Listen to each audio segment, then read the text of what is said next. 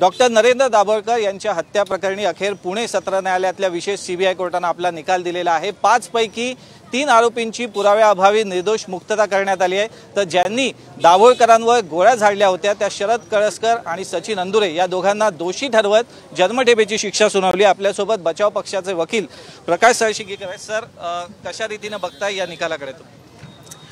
असं आहे की ज्यावेळेस ही हत्या झाली तेव्हापासूनच अनेकांनी निर्णय देऊन टाकला होता की ही हत्या ह्या विचाराच्या लोकांनी केली किंवा कोणी केली। सगळे जे तपासी अधिकारी आहेत नक्कीच सक्षम होते, परंतु हे चुकीचे जे दिशा त्यांना दाखवण्यात आली असावी त्यामुळे ठोस पुरावा ते मिळवू शकले नाही असं मला वाटतं। आज कोर्टाने निर्णय देताना असं सांगितलं की आरोपी वीरेंद्र तावडे ज्यांना कटकारस्थान करण्याचं मास्टर माइंड हे सगळेजण म्हणत होते, वीरेंद्र तावडे विरुद्ध कुठलाही पुरावा मिळून आलेला नाही आहे, त्यामुळे त्यांना निर्दोष मुक्त केलं गेलं। त्यानंतर जी ही पहिली घटना असेल की ज्यात केस चालवणाऱ्या वकिलालाच आरोपी केलं गेलेलं आहे, अशा संजीव पुनालेकर यांना ज्यांनी अनेक ब्लास्टच्या केस चालवल्या यांना या केसमध्ये आरोपी केलं गेलं। आरोप असा होता की कुठेतरी कर्नाटकच्या एका केसमध्ये दुसऱ्या आरोपीने दिलेलं स्टेटमेंट, ज्या स्टेटमेंटवर मॅजिस्ट्रेटची सहीसुद्धा नव्हती, परंतु कोर्टाने आज त्यांनासुद्धा या केसमधून ॲक्विट केलं की कुठलाही पुरावा त्यांच्या विरुद्ध मिळाला नाही, की त्यांनी आरोपीला गाईड केलं की तुम्ही पिस्तूल हे करा, लपून टाका। त्यानंतर तिसरा जो आरोपी होता विक्रम भावे यालासुद्धा या केसमधनं कोर्टाने ॲक्विट केलं, कारण कुठलाही पुरावा मिळाला नाही। जे 2 आरोपी होते सचिन आणि शरद कळसकर या दोघांच्या विरोधात पुरावा मिळाला असं कोर्टाचं म्हणणं होतं, त्यामुळे कोर्टाने त्यांना 302-34साठी दोषी ठरवलं। त्यानंतर शिक्षेबद्दल आर्ग्युमेंट झाल्यानंतर लाईफ इम्प्रिझनमेंट त्यांना दिली। सुरुवातीपासूनच तपास यंत्रणा गोंधळलेल्या अवस्थेत होती।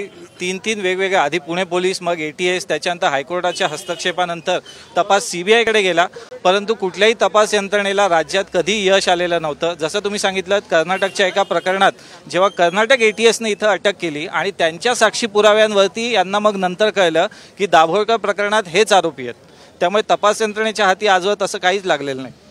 नक्कीच जे वेळोवेळी हायकोर्टाचं मॉनिटरिंग सुरू होतं, जे सील्ड इन्व्हलप दिले जात होते, सील्ड इन्व्हलप दिल्यानंतर कोर्ट काहीतरी ताशेरे ओढायचं, दरवेळेस काहीतरी पेपरला बातम्या यायचा, या सगळ्या दबावामुळे मीडिया ट्रायल केल्यामुळे या नंतरच्या आरोपींना यात अटक केलं गेलं।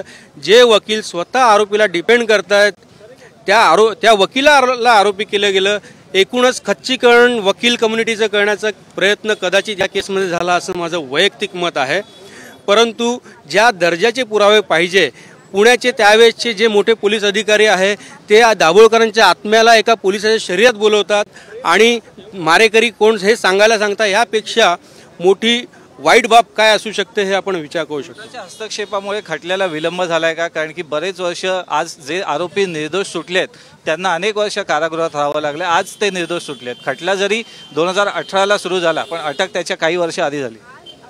नक्कीच या अगदी काही दिवसांपूर्वीपर्यंतच सुप्रीम कोर्टला सुद्धा पिटिशन टाकली गेली होती की जे कोर्टासमोर आहेत ते मूळ लोक नाही, कोणीतरी मास्टर माइंड वेगळं आहे आणि डिले करण्याचे जे सगळे प्रयत्न सुरू होते, पण कोर्टाने आज जे सांगितलं की आज याच्यामध्ये कुठलाही पुरावा त्या तिघांविरुद्ध मिळालेला नाही, दोघांविरुद्ध मिळालेला आहे। अनेक दिवस ह्या केसला स्टेच्या कॅप्शनखाली डिस्ट्रिक्ट कोर्टामध्ये ठेवण्यात आलं। आरोपी डे टू डे चालवायला तयार होते, तरीसुद्धा ते झालं नाही। या दरम्यान मोठ्या प्रमाणात नुकसान, मानसिक, शारीरिक आणि आर्थिक नुकसान सगळ्या आरोपींचं झालेलं आहे। कोर्टाने म्हटलंय की ही रेअरेस्ट ऑफ रेअर केस नाही आहे, त्यामुळे फाशीच्या शिक्षेचं याच्यात प्रश्नच उद्भवत नाही, पण जे 2 आरोपी आहेत ज्यांना मारेकरी म्हणून दोषी ठरवण्यात आलंय त्यांना जन्मठेपेची शिक्षा दिली आहे, या शिक्षेला तुम्ही आव्हान देणार आहात? नक्कीच आजच्या ह्या निर्णयाचा, कोर्टाच्या निर्णयाचा आम्ही आदर करतो। सविस्तर जजमेंटची कॉपी हातात आल्यानंतर त्याच्यामध्ये काय लिहिलं आहे, कोणत्या मुद्द्याच्या अनुषंगाने कोर्टाला वाटलं शिक्षा द्यावी, ते सगळं बघून आम्ही ही ऑर्डर चॅलेंज करणार। ज्या निकालाकडे संपूर्ण राज्याचं नव्हे तर देशाचं लक्ष लागून राहिलेलं होतं, त्या नरेंद्र दाभोळकर हत्या प्रकरणी पुणे सत्र न्यायालयातली विशेष CBI कोर्टानं 5 पैकी 3 आरोपींना निर्दोष सोडलेलं आहे पुराव्याअभावी। हे खरं तर तपास यंत्रणांचं अपयश आहे आणि या प्रकरणी जे 2 मारेकरी होते ज्यांनी गोळ्या झाडल्या, ज्यांच्यावर आरोप सिद्ध झाले, त्या दोघांना म्हणजे सचिन अंदुरे आणि शरद कळसकर यांना जन्मठेपेची शिक्षा पुणे सत्र न्यायालयानं ठोठावली आहे। कॅमेरामन अजित शिवथरकर, सामे राणे, ABP माझा, पुणे। ABP माझा, उघडा डोळे बघा नीट.